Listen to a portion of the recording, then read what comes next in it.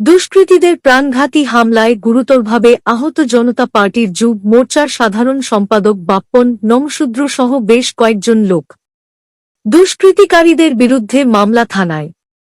ঘটনার বিবরণে জানা যায়, শিলচর শহর নিকটবর্তী কাঞ্চনপুর এলাকার বাপ্পন নমশূদ্র, পিন্টু নমশূদ্র, কৃপেশ সরকার, অভিজিৎ দাস, কুটিশ্বর নমশূদ্র বাড়ি ফেরার পথে শিলচর শহরতলি পূর্ব কচুধরম এলাকায় শনিবার রাত্রে কিছু দুষ্কৃতীরা ধারালো অস্ত্রশস্ত্র দিয়ে হামলা চালায়। তারপর রক্তাক্ত অবস্থায় তাদেরকে রাস্তার পাশে ফেলে রেখে দুষ্কৃতীরা পালিয়ে যায়। তারপর ঘটনার খবর পেয়ে নতুন কাঞ্চনপুরে স্থানীয় লোকেরা ঘটনাস্থলে উপস্থিত হয়ে আহতদেরকে শিলচর মেডিকেল কলেজের চিকিৎসার জন্য প্রেরণ করেন।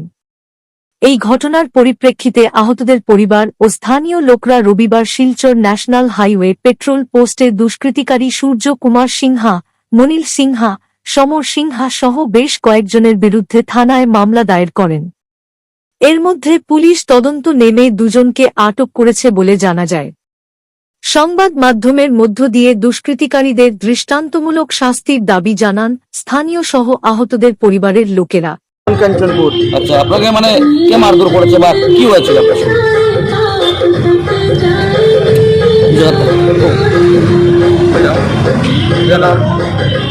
নামটা কি? 9:30টার সময় আমাদের গ্রামের দুটো ছেলে বিশালে কাজ করে যাওয়ার পথে কিছু দুষ্কৃতীরা ওদেরকে আক্রমণ করেছে, মানে মারার চেষ্টা করেছে। বিগত দিনে ওরা বহুত চেষ্টা করেছে মারার জন্য এবং কয়েকজন মণিপুরী সমাজকে নষ্ট করছে কয়েকজনে। কারণ মণিপুরী সমাজকে এরকম বদনাম করছে কয়েকজনে। এরকম দুষ্কৃতিকে কঠোরতম শাস্তি দেওয়া প্রয়োজন। মানে কয়জন গুরুতরভাবে আহত হয়েছে? 5 জন। 5 জন।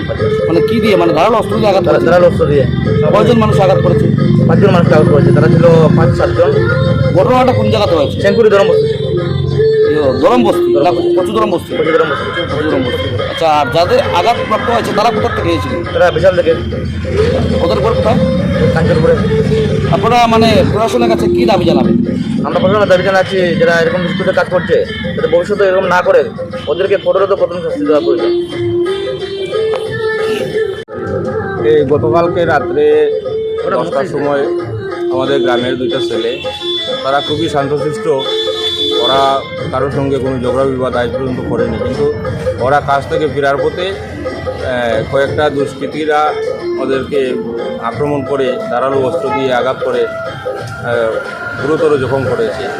এইভাবে যদি ঘটনা রাত্রিবেলা চলাফেরা করতে আমরা খুব অশান্তি, মনে শান্তি থাকে না। এরকম ঘটনা কি আগে ঘটেছে? আর মধ্যে মধ্যে হতেই, মানে এই দুষ্কৃতীরা হামলা করেই থাকে? হ্যাঁ, করেই থাকে। গুরুতরভাবে আহত কয়জন হয়েছে? 4 জন। নাম কি ওদের?